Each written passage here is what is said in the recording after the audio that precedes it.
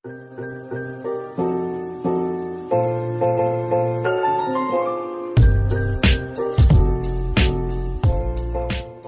wabarakatuh. Perkenalkan, nama saya Muhammad Dhani Kusuma, NPM 719212818. Baik, pada video kali ini saya akan menjelaskan tentang hubungan koperasi dengan pasar dan kewirakoperasian. Pengertian dan struktur pasar. Apa itu pasar? Pasar merupakan tempat bertemunya penjual dan pembeli untuk melakukan transaksi jual beli, baik barang maupun jasa. Jenis-jenis pasar pun juga beragam, ditentukan mulai dari cara transaksi, bentuk kegiatan, waktu, dan jenis barang yang dijual. Berdasarkan sifat dan bentuknya, pasar dibagi menjadi dua. Yang pertama ada pasar persaingan sempurna dan pasar persaingan tidak sempurna. Pasar persaingan sempurna memiliki banyak penjual atau pembeli yang sama-sama mengerti keadaan pasar. Barang yang diperjualbelikan dalam pasar sempurna adalah jenis atau homogen. Selain itu, penjual atau pembeli tidak bebas menentukan harga karena sudah ditentukan oleh kekuatan pasar.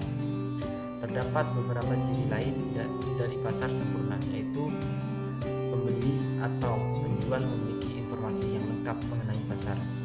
Kedua, tidak terdapat campur tangan pemerintah, dan yang ketiga memiliki banyak penjual dan pembeli. Pasar persaingan sempurna memiliki kelebihan dan kelemahan berikut kelebihan dari pasar persaingan sempurna. Yang pertama, pembeli dapat dengan bebas memilih produk. Yang kedua, tidak ada hambatan dalam mobilitas berbagai macam sumber ekonomi dari suatu usaha ke usaha lain. Yang ketiga, dapat memaksimalkan efisiensi, dan yang keempat, kebebasan memilih dan bertindak. Sedangkan kelemahan dari pasar persaingan sempurna adalah yang pertama, tidak mendorong inovasi. Yang kedua, membatasi pilihan konsumen atau pembeli dan dalam suatu barang tertentu. Yang ketiga, persaingan sempurna yang memberikan ongkos sosial. Dan yang keempat, distribusi pendapatan yang tidak merata. Yang kedua, pasar persaingan tidak sempurna. Pasar persaingan tidak sempurna terdiri dari sedikit penjual namun banyak pembeli. Pada pasar ini, para penjual dapat menentukan harga barang. Barang yang diperjualbelikan tersebut memiliki jenis yang berbeda atau terdapat berbagai jenis barang. Terdapat beberapa jenis dalam pasar persaingan tidak sempurna. Yang pertama, pasar monopoli merupakan pasar di mana seluruh penawaran terhadap permintaan telah dikuasai oleh satu organisasi penjual tertentu.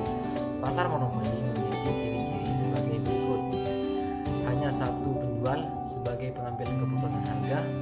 Yang kedua, penjual lain tidak dapat menyaingi dagangannya. Yang ketiga, pedagang lain tidak dapat masuk karena adanya hambatan dengan undang-undang atau peraturan.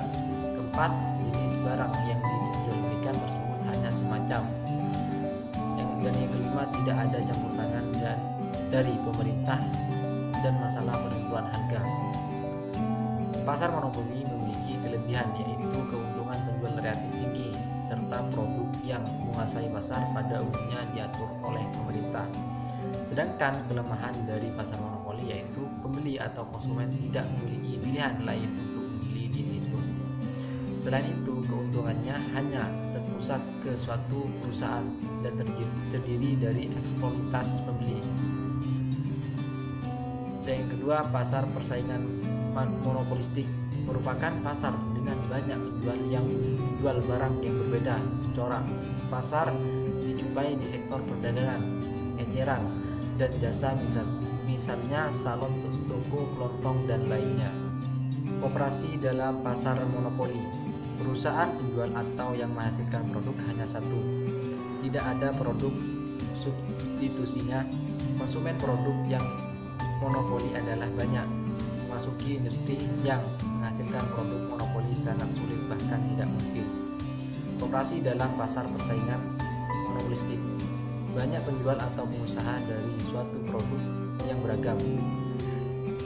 Produk yang dihasilkan tidak homogen, ada produk substitusinya, keluar atau masuk ke industri relatif mudah.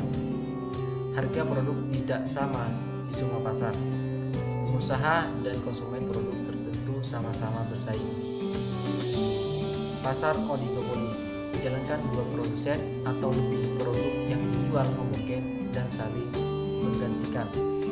Kebijakan produsen utama sebagai acuan produsen lainnya. Harga barang di pasar relatif sama. Produsen baru kesulitan masuk pasar dan membutuhkan strategi pemasaran yang matang. Pengertian kewirakoperasian. Kewirakoperasian adalah suatu sikap mental positif dalam usaha kooperatif dengan mengambil prakasa inovatif serta keberanian mengambil risiko dan berpegang teguh pada prinsip identitas koperasi.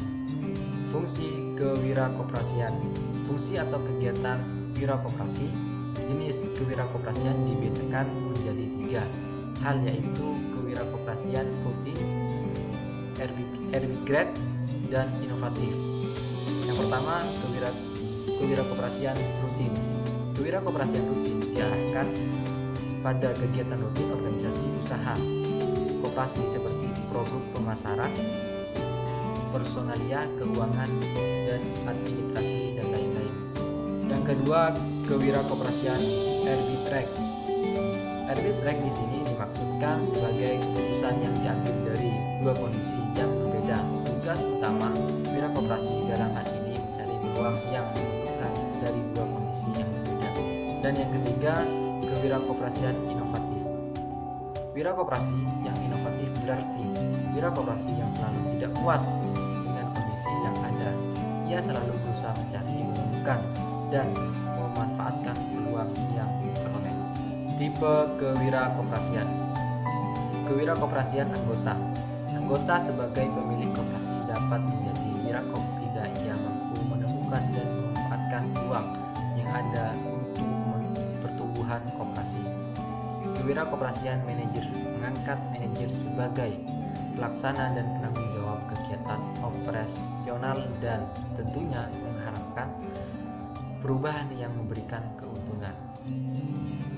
Kewirakoperasian birokrat. Birokrat adalah pihak yang secara tidak langsung berhubungan dengan pengembangan koperasi. Kewirakoperasian katalis sebagai pihak yang berkompeten terhadap pembangunan koperasi, kendati pun yang mempunyai hubungan langsung dengan organisasi koperasi. Seseorang katalis biasanya adalah seorang altruis, yaitu orang yang mementingkan kebutuhan orang lain. Mungkin itu saja video dari saya, kurang lebihnya mohon maaf. Assalamualaikum warahmatullahi wabarakatuh.